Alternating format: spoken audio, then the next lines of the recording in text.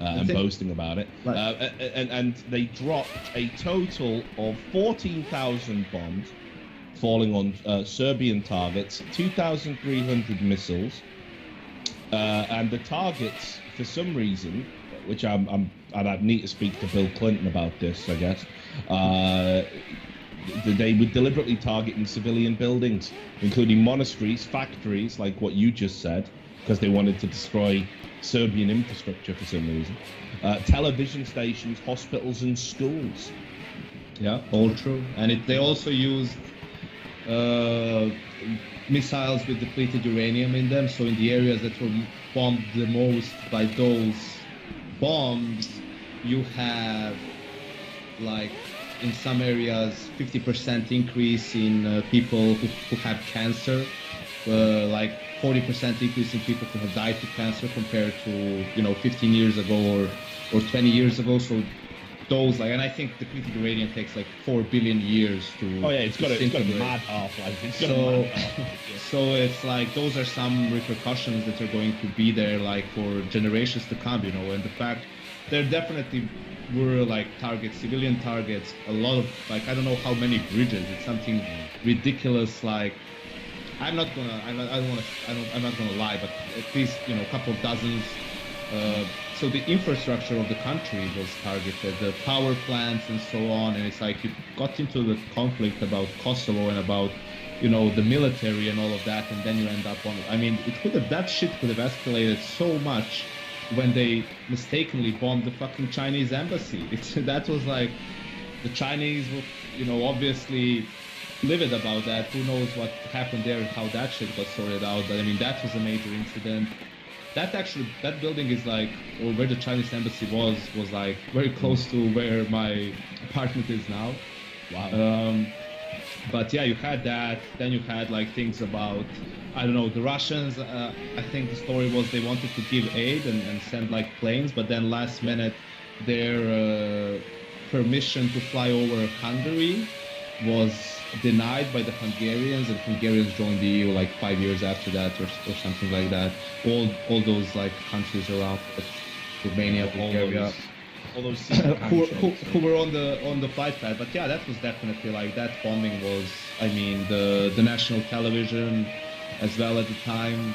I don't know, I guess they'll put that under propaganda, so that's why it had, a lot of innocent people died for no reason, like a couple of rail yards where they hit a train, and it's always like, I'm objective, and when you're in a conflict and, people are bombing you, there's going to be like collateral damage, but so many children that died for no reason, like that period is just, I don't know, for me that whole thing is a major disgrace. Oh, I couldn't agree more. I tried explaining this, Yanko, last election. Why can't you, why don't you support Hillary Clinton? No fucking way. It's like no one has a fucking memory in America. You know what I mean? They just remember, like, whatever the talking point of that week is. It's like, look, this is. You can just go look this up. It's there. They're not hiding it. They're not ashamed of it.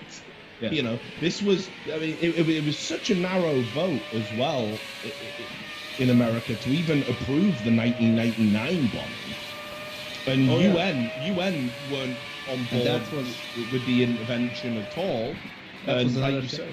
Yeah. It was against the UN resolution, like that. Yeah, you cannot. Like that was against UN like rules or whatever. But if you're America, do you really care about what the UN has to say? That was like I'm not sure if it was the first example of a country being attacked by other members of the United Nations without it being justified. No, I think it was. Or however it goes, but that's another thing that shows you how these things, like, how relevant are they in practice, right? And in real life, actually. So that's why every time I see, a conflict or a scenario happening somewhere else, I'm very, very, aware that things are not as they're being depicted. I think one of the big ones, obviously, in recent history, for me at least, is Libya. is like another one where a country that was doing pretty well for themselves, I would imagine, is like just getting, targeted, their leader being thrown, and that country is now in fucking turmoil. Like, don't even have like, it's like two countries in one basically, and but people look towards their own like interests or whatever, the NATO in that case, or whoever, the US or Russia or all the big powers, they have their own agendas, and little countries or small countries like mine are just like pieces on the board, just pawns pretty much, and that's the reality. So obviously sucks for it to be my country, but well, it is what it is. You're in some esteemed company. I'm sure that plenty of countries got stories like that. But let's get back to the esports part of the story, because it seems fucking crazy to me based on what I know about countries in that region, especially ones that went through this kind of conflict. That esports would kind of be a thing at all. I mean, I know we're fast forwarding a great leap, but I mean, it doesn't seem a pastime I would readily associate with the Serbian people. So how do you even fucking get into that? Yeah, I don't think it still isn't to this day, or actually recently it's been getting better the past couple of years. But yeah, mostly it's like, as a kid, very few people actually had like a PC, and had games on it. So like go to someone's house, because actually I think you go to someone's house, they have PC, and like spend like playing games and shit like that. So I was like very fascinated by PC and by games like very early on. I was one of the lucky ones to have one when I was like 8 or 9. Basically, so yeah, I was, for me, how I got into esports or into like competitive games or whatever was, I actually played basketball for a very long time, for like 10 years and everything. So I was like pretty competitive in that sense. And then just started playing CS with some of my friends for practice. They're like, oh, this is super fun. Do you want to play it? And then I actually played CS like when I was 10, 12, 13. Every summer we would like, it gets too hot a bit during the day, so we go just to a PC cafe, and it was like CS and Dota, pretty much the game that were being played. But obviously that's some ridiculous level of running around with Kriegs and shotguns. But then we started playing like later on. I got hooked. I started playing on like some public servers, right? Just 32 players and shit like that. I made a few friends there. People invite me like to one team, then the other team, just playing some shitty online leagues like tier 500. But then gradually I got better, got invited to like better teams, and then I actually had a team that was competing like in Serbia and in the region like in 1.6, and sucked for a decent amount of time. But that was when I really like got into esports, and then saw how it's like to have a team and practice, and start watching like international tournaments and all these guys playing. And that's when I really like dedicated myself to trying to be a better player, trying to improve my team, and trying to get, I was never like, oh, I want to be the best player in the world. I was just like wanted to be the best first. Yeah, but why dedicate yourself to esports, say, over something like basketball? I mean, especially in the Yugoslavian region, there was like this sort of proud tradition of, I mean, you had a domestic basketball league. Yugoslavian players would, and Serbians especially, would go to, America. There was some in the NBA. There was some in the major European leagues. Like, it's kind of like Olaf Meister has that story about how he got injured and he started playing Counter-Strike, right? So, I mean, there's got to be something that stops you focusing on this 10-year path for baskpbasketball. Yeah, to be honest, like, it's nothing as exotic as Olaf Meister. I basically just realized that I suck. All right. Not literally, but that'll do it. Like, made a certain, I thought I was gonna grow taller than I did. For example, I stopped at like 185, which is not optimal. My like physique wasn't like at the top, and I just didn't like, by the time, that was almost me getting into like senior like levels of competition. Like I think when I stopped, I was 18 at the time, 18, 19 perhaps, and I didn't get to a level, where I would be in one of the teams that in which I would have a future. I didn't manage to get a spot in one of those teams. And basically what just happened is, while I was still practicing basketball, I just started playing more and more Counter-Strike, and I found myself like I actually want to play Counter-Strike more, like practice with my team or play a game, than go to like basketball practice, because I didn't really see a future for myself in it. And if I can't be like a full-time professional basketball player, I'm not gonna like waste my time like going to practice or something. I'm gonna do something else in my life. So that's basically how that happened. And at the beginning it didn't really like use a lot of my time. I was still going to school and stuff. I was going to say there would have been no way you would have even entertained the notion that this could ever pay. I mean, it was a hobby, right? No, not in my wildest dreams. Like at the time, I was just having a lot of fun competing more than anything else and playing the game. So I was just enjoying that very much. And I was just. The thing is, like, it's a lot of fun. Obviously, LANs are like the big thing, and back then in Serbia, we had a LAN pretty much almost every 2 weeks, or every 3 weeks we had a LAN. And going to a LAN with your friends and just having fun and shit talking the other team and all of that was a lot of fun. So that was the whole point of it all. So you had a team. Like, who were they made up of? Like your very kind of first team that you committed to and started to get good with? Because was it hard finding players? Like, it must have been a fucking nightmare.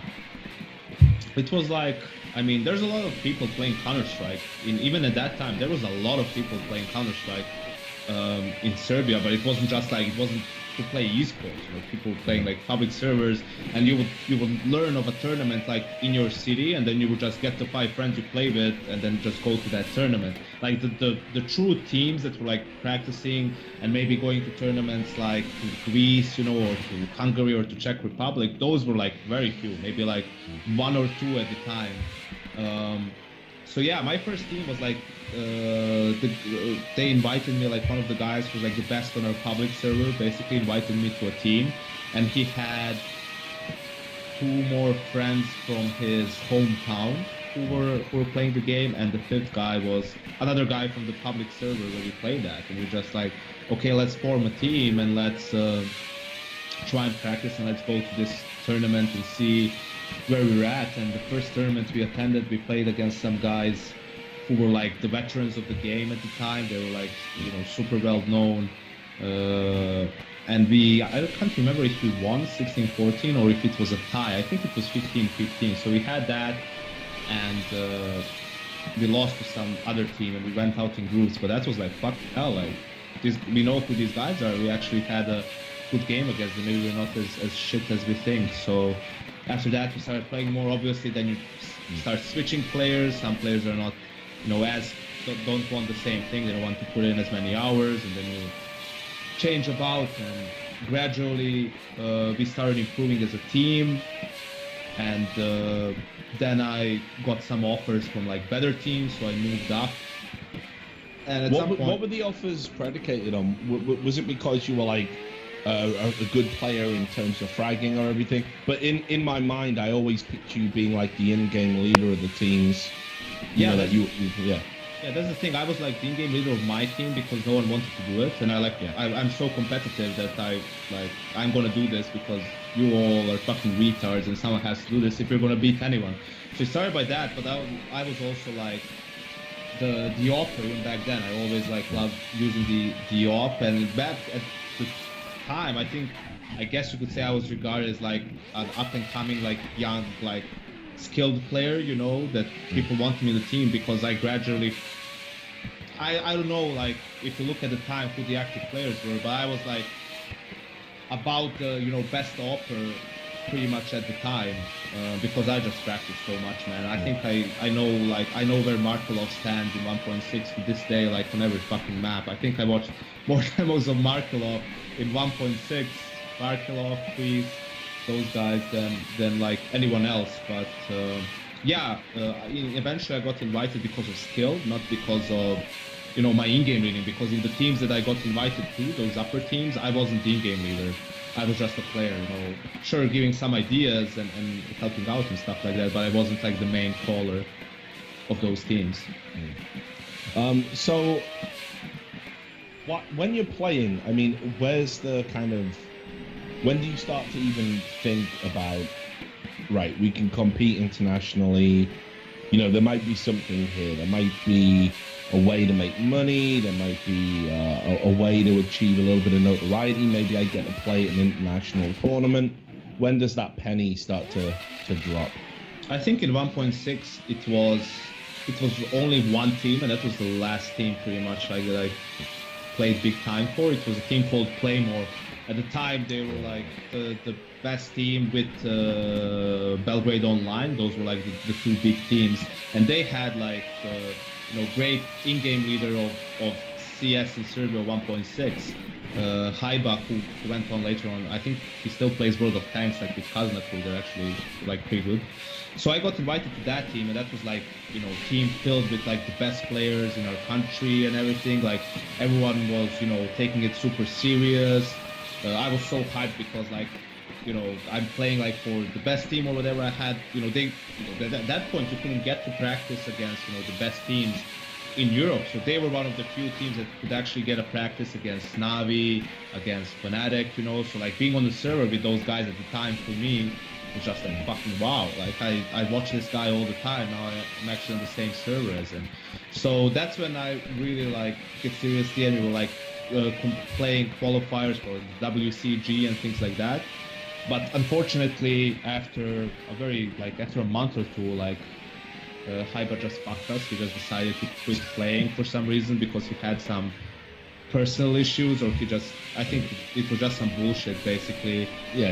And that personal issues always are bullshit. Yeah. I find most of the time. We tried to like mix something up after that, but it couldn't really work. And that was basically when I kind of gave up on Counter-Strike and 1.6. That was already like beginning of 2012, end of 2011. I think it was dying out a little bit, and I think that was the year where I started going to uni, or probably the year when I was finishing high school, starting uni. So I was like, yeah, I guess I need to focus on this more. But then with CSGO, right, because I used to play in a team with Kassad as well. We played in a team for a while together, but we were playing a lot of like tournaments as a mix and so on. So he approached me, or I don't even remember how exactly it happened, but we were talking about CSGO when it came out, because not many players were willing to switch. Also need to realize this, like, most people have shit PCs, especially at the time in Serbia, so not everyone had a PC good enough to fucking run CSGO like at a realistic level. Yeah, I remember when it came out. Yeah, it was there was a lot of people that were kind of moving across from 1.6 that had to deal with this sudden spike in setup requirement. Yeah, so I remember playing the game when it came out or something very early on, and I didn't like it. And I was like, yeah, whatever, it feels like shit. And after a couple of months, we attended like 2 tournaments just for fun in Belgrade, and Nico was playing with us because he played in Kassad's team towards the end of 1.6. And then we were like, why don't we like try and form a team? Let's try and play. Let's like make the best team that we can at the time, from the best players who are willing to like commit themselves to the game, because CSGO, it's like a fucking level playing field at the time. No one has a head start. Everyone's starting from scratch. It's a new game, so your opponents don't have as big of an advantage as they did in 1.6. So we just started playing, grinding it out, and there was that Mad Cat tournament in Vienna. I think we were casting it with someone from the Basic offices, and that was our first tournament, international one. We actually bought in the tournament ourselves. Like, we paid for the fee and for the hotel and the travel and all of that stuff. So wait, which event was that?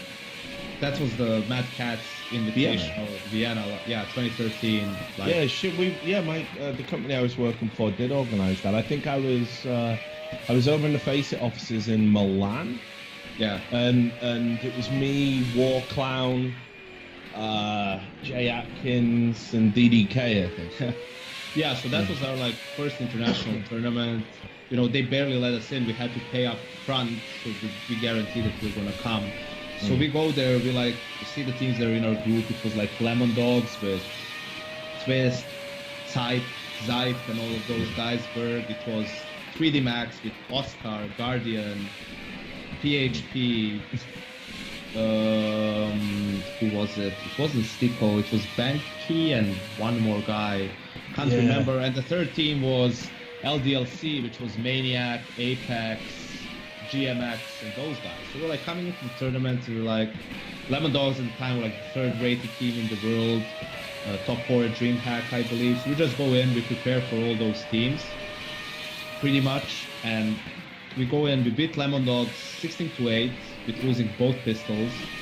We beat 3D Max like 16-13, 16-14, and we thought those were like the 2 of the strongest teams in the group, you know. Had no idea who the fuck like Apex was or Bam. We only knew Maniac because he played 1.6, right? He was the only player. Yeah. So like, these guys should be the easiest game we'll have, and they like beat us like 16-3 on Nuke or something like that. So like that was like the 2 group stage tournaments. Then we go into the second group stage. We beat the UK team called Red.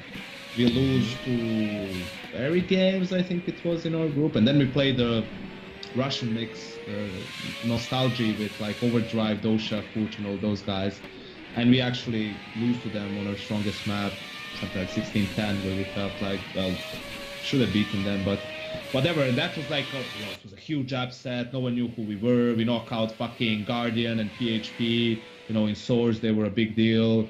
Lemon Dogs and so on, and that's when I swear to God, PHP is one of the best all-rounders I've ever seen in any version of Counter-Strike. That might sound a bold claim. That guy was fucking insane. I'm not kidding. Yeah, and so that was like the biggest thing we got from that tournament was the fact that we got the invite into the main practice group at the time, right? So then we could get to practice against NAP, against Berry Games, against all of these teams at the time, which really like helped us improve exponentially, because, you know, when you play against those guys,